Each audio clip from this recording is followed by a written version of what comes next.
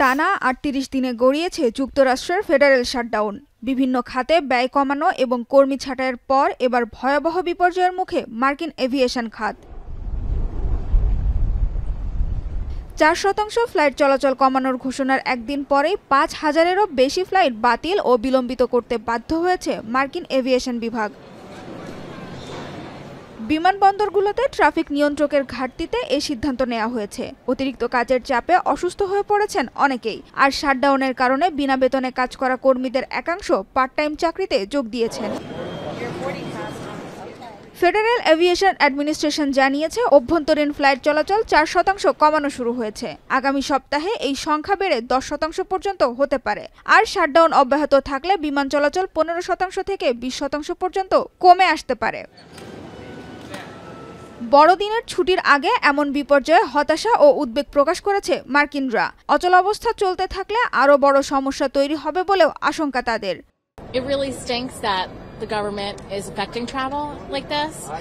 Everyone deserves to, be able to go on their flights, go on their way, visit their families. The holidays are coming up, and if this continues, this is going to end up being a big problem.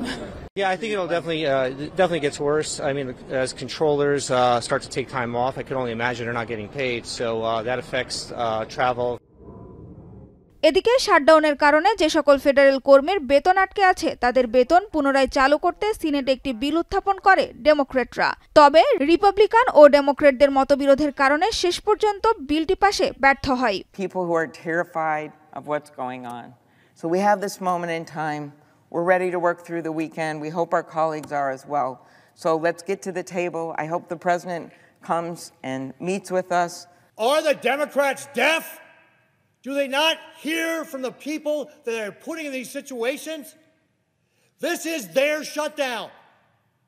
This is their Biden budget they're not voting for. If you take a look at D.C. Federal শাটডাউনের জন্য বরাবরই ডেমোক্র্যাটদের দায়ী করে আসছেন president Donald Trump. এবার অচলাবস্থা কবে দূর হবে সেটাও তাদের উপরই নির্ভর করছে বলে জানান Trump. I don't know. It's up to the Democrats. The Republicans have voted 14 times to open up the country, and the Democrats have voted 14 times to hurt the country, really.